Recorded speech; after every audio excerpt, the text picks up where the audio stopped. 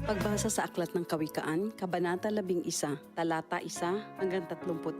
Kasuklam-suklam kay Yahweh ang timbangang may daya, ngunit kasiyahan naman ang timbangang tama. Kahihiyan ang laging dulot ng kapalaluan, ngunit pagpapakumbabay, nagbubunga ng karunungan. Ang tuntunin ng matuwid ay katapatan, ngunit ang masamay wawasakin ng kanyang kataksilan. Walang halaga ang yaman sa araw ng kamatayan, ngunit ang katwiran ay naglalayo sa kapahamakan. Mas panatag ang landas ng tapat ang pamumuhay, ngunit nabubuwal ang masasama sa sariling kabuktutan. Ang katuwiran ng mga matuwid ang nagliligtas sa kanya, ngunit ang masama ay bilanggo ng kanyang masamang nasa. Ang pag-asa ng masama ay kasama niyang pumapanaw. Ang umasa sa kayamanan ay mawawalang kabuluhan. Ang matuwid ay inilalayo sa bagabag, ngunit ang masama ay doon bumabagsak. Ang labi ng walang Diyos sa iba ay mapanira, ngunit ang dunong ng matuwid ay nagliligtas ng kapwa. Kapag ang matuwid ay pinagpapala, ang bayan ay nagagalak, ngunit higit ang katuwaan kapag ang masamay napapahamak. Dahil sa salita ng matuwid, ang bayan ay tumatatag,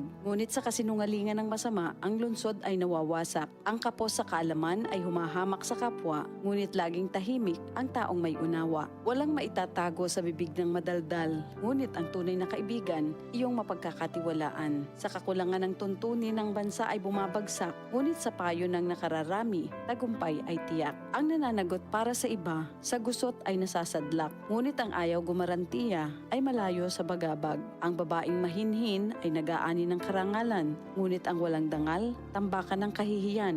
Lagi sa kahirapan ang taong tamad, ngunit masagana ang buhay ng isang masipag. Ang taong mabait ay nag-iimpok ng kabutihan, ngunit winawasak ng marahas ang sarili niyang buhay. Ano man ang anihin ng masama ay walang kabuluhan, ngunit ang gawang mabuti ay may pagpapalang taglay. Ang taong nasa matuwid ay makasusumpong ng buhay, ngunit ang landas ng masama ay patungo sa kamatayan. Ang kaisipang masama kay Yahweh ay kasuklam-suklam, ngunit ang lakad ng matuwid kay Yahweh ay kasiyahan. Ang taong masamay di makaliligtas sa kaparusahan, ngunit hindi maaano ang nabubuhay sa katwiran. Ang magandang babae ngunit mangmang naman ay tila gintong singsing sa nguso ng baboy. Anumang nais ng matuwid ay nagbubunga ng kabutihan, ngunit ang mahihintay lang ng masama ay kaparusahan. Ang taong mapagbigay ay lalong yumayaman, ngunit naghihirap ang tikom ng mga kamay. Ang taong matulungin sasagana ang pamumuhay, at ang marunong tumulong ay tiyak na tutulungan. Sinusumpa pa ng lahat ang nagkakait ng butil, ngunit pinupuri ang nagbibigay ng pagkain. Kung mabuti ang hangarin, ikaw ay igagalang. Kapag humanap ng gulo, iyon ay masusumpungan.